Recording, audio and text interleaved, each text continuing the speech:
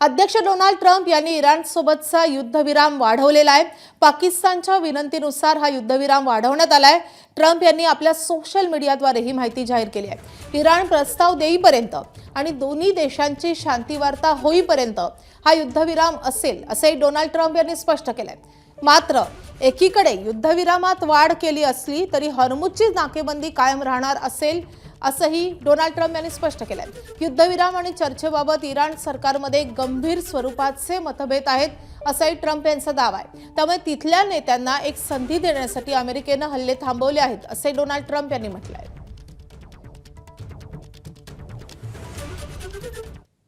तर Donald Trump यांनी त्यांच्या पोस्टमध्ये नेमकं काय म्हटलंय आपण पाहूयात। इराण सरकारमध्ये कमालीचे मतभेद असल्याचं दिसून येतंय।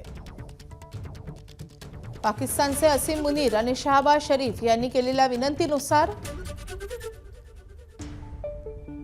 आम्ही इराणवरील हल्ले थांबवत आहोत, तोवर त्यांच्या नेत्यांनी एकत्र येत प्रस्ताव तयार करावा। हॉर्मुझच्या सामुद्रधुरीत नाकेबंदी सुरूच ठेवण्याचे आदेश मी आमच्या लष्कराला दिलेत आणि इराणचा प्रस्ताव येईपर्यंत आणि चर्चा पूर्ण होईपर्यंत युद्धविराम कायम राहील असं डोनाल्ड ट्रम्प यांनी जाहीर केलंय। डोनाल्ड ट्रम्प यांची ही शस्त्रसंधी इराणनं मात्र फेटाळून लावली आहे। इराणी संसद अध्यक्षांचे सल्लागार मेहदी मोहम्मदी यांनी शस्त्रसंधी फेटाळली आहे। पराभूतांना अटी शर्ती ठरवण्याचा अधिकार नाही असं त्यांचं म्हणणं आहे। शस्त्रसंधीची घोषणा आमच्यासाठी काहीच नाही। अमेरिकेकडून सुरू असलेली कोंडी ही बॉम्ब वर्षावच आहे। अमेरिकेच्या कोंडी विरुद्ध युद्ध सुरूच ठेवलं पाहिजे। मोठ्या हल्ल्यासाठी अमेरिकेला वेळ हवाय, म्हणून ही शस्त्रसंधी वाढवली आहे असा दावा मोहम्मदी यांनी केलाय।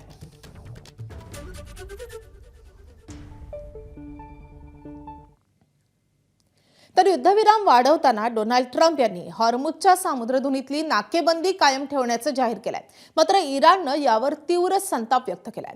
नाकेबंदी कायम राहिली तर इराण नाकेबंदी तोडून टाकेल असा इशारा त्यांनी दिलाय। नाकेबंदी सुरूच ठेवणार असाल तर इराणही हॉर्मुझ खुलं करणार नाही असं इराणनं जाहीर केलंय।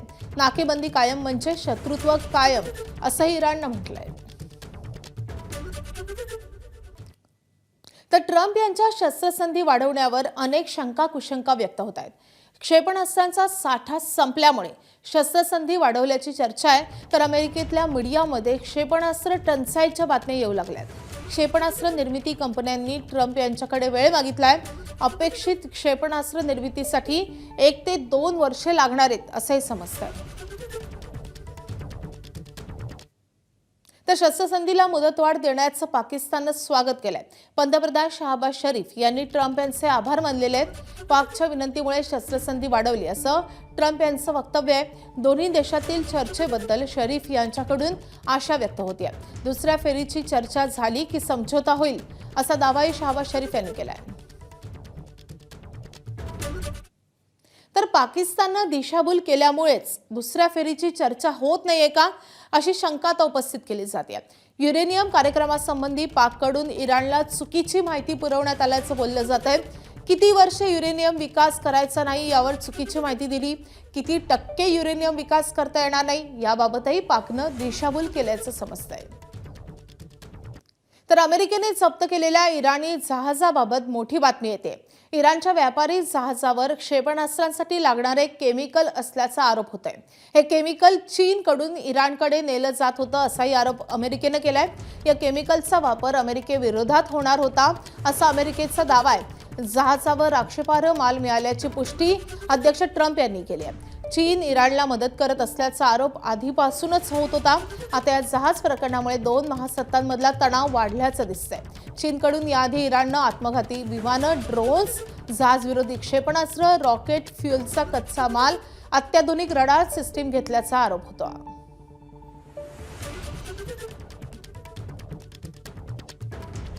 तर ओमानच्या आखातात इराणी जहाजावरील हल्ल्याचा मुद्दा आता थेट संयुक्त राष्ट्रात पोहोचलाय। इराणनं अमेरिकेची संयुक्त राष्ट्रांकडे तक्रार केली आहे। इराणी व्यापारी जहाजावरील हल्ल्यावरून इराण आता आक्रमक झाले आहे। इराणनं जहाजाचा मुद्दा संयुक्त राष्ट्रात नेला आहे।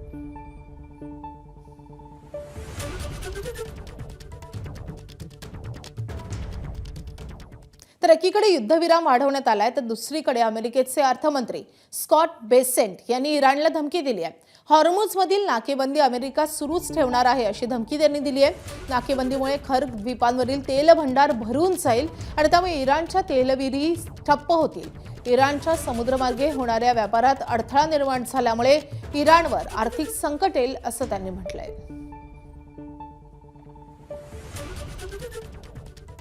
तर अमेरिकेच्या या नाकेबंदीमुळे इराणी तेलवाहू जहाज हे माघारी परतलेलं आहे. कच्च्या तेलानं भरलेला ऑइल टँकर अमेरिकेनं माघारी पाठवलाय. इराणी ध्वज असलेला ऑइल टँकर अमेरिकेनं माघारी पाठवल्याचं समजतंय.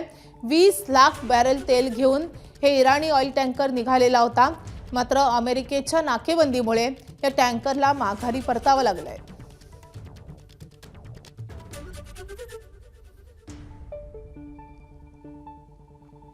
तर शस्त्रसंधीला मुदतवाढ दिल्यानं कच्च्या तेलाच्या किमती घसरल्यात. कच्चं तेल प्रति बॅरल $101 वरून $90 पर्यंत घसरले. अमेरिकेच्या कच्च्या तेलाच्या किमतीही $95 वरून $88 वर आल्यात. मात्र हॉर्मुझमधली नाकेबंदी कायम असल्यानं तेल व्यापाराला अजूनही मर्यादा येत आहेत.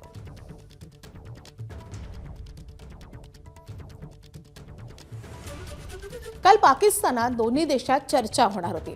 अमेरिकेची 10 विमानं पाकिस्तानात आली, मात्र इराणचं शिष्टमंडळ आलं नाही. इराणकडून प्रतिनिधी मंडळ का आलं नाही याची कारणं आपण समजावून घेऊयात. तर पहिल्या फेरीतली आश्वासनं अमेरिकेनं पाळली नाहीत असा इराणचा आरोप आहे. तर लेबनॉनमध्ये युद्धविराम करण्यावर आधी नकार देण्यात आला होता, नंतर युद्धविराम करावा लागला. तर हॉर्मुझची समुद्रधुनी खुली करण्याच्या इराणच्या घोषणेनंतरही अमेरिकेनं नाकेबंदी सुरूच ठेवली. हे देखील ही चर्चा अजून सुरू होत नाही यामागचं प्रमुख कारण आहे. तर दुसऱ्या फेरीआधी अमेरिकेच्या 6व्या मागण्या समोर ठेवण्यात आल्या. तर अमेरिकेचा एकूण पवित्रा पाहता सध्याच्या चर्चा या केवळ वेळ काढूपणा असल्याची इराणची भावना झाली आहे. तर अमेरिकेतून एक महत्त्वाची अपडेट. युद्धामुळे अमेरिकेत अध्यक्ष डोनाल्ड ट्रम्प यांची लोकप्रियता कमालीची घटली आहे.